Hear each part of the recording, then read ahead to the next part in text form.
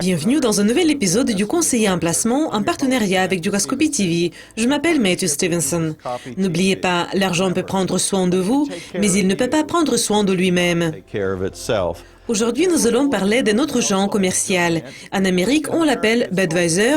Le nom officiel de la société est Anheuser-Busch InBev. Donc, qu'est-ce que cela veut dire?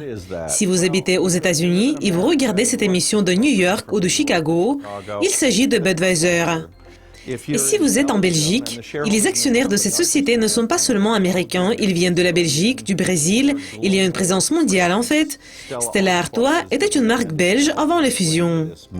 Donc c'est un genre à l'échelle mondiale. Pourquoi elle est un sujet de nouvelle? C'est parce que la société est un des plus grands, ou plutôt le plus grand producteur de bière sur la planète pour le moment, avec la part du marché de 20%. Et l'entreprise a fait une offre pour acheter SAB Miller, qui est un genre du secteur des brasseries londoniens sud-africains et qui possède également beaucoup d'actifs aux États-Unis. Et si je devais donner un slogan, Budweiser, it's bars for you, c'est basé pour vous, et SAB Miller, it's Miller time, c'est l'heure de la Miller. Il s'agit de Miller Lite, l'originelle bière Miller Draft, etc. La question est de savoir si Anheuser-Busch, dont nous parlons dans cet épisode, est un bon choix. Il se négocie à 109 $ l'action. Sur le graphique, vous pouvez voir que la société a reculé par rapport au niveau de 125. Elle a chuté un peu comme les marchés se sont rétablis. Mais vous pouvez voir qu'à partir de la fusion, elle a eu un très grand succès. Les actions ont un bon rendement.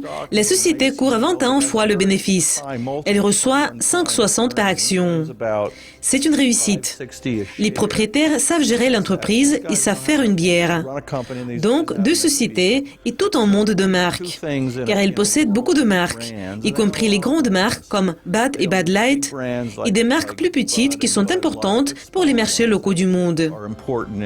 Si la société peut acheter SAB Miller, cela va lui donner 30% de la part du marché global de la bière. C'est vraiment une position dominante. Je dirais même trop dominante. Je crois que l'entreprise va connaître des problèmes d'antitrust, surtout en Chine et aux États-Unis, si l'achat est conclu. Anheuser-Busch a fait à SAB Miller une offre plus grande de 44% par rapport au prix précédent des actions.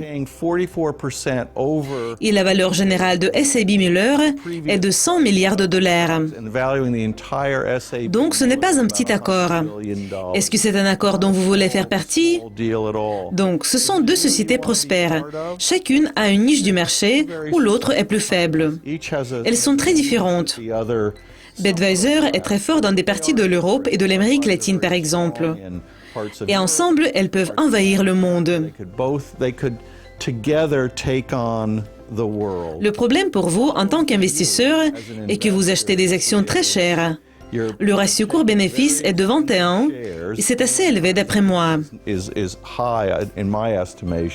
Et en plus, la société achète d'autres actions aussi chères, celles de SAB Miller. En général, j'aime les sociétés, j'aime leur concept, je vois le travail des gestionnaires. Mais la société est assez chère. Vous auriez dû peut-être acheter Anheuser-Busch dans les années 80 ou même 90 pour avoir de bons gains.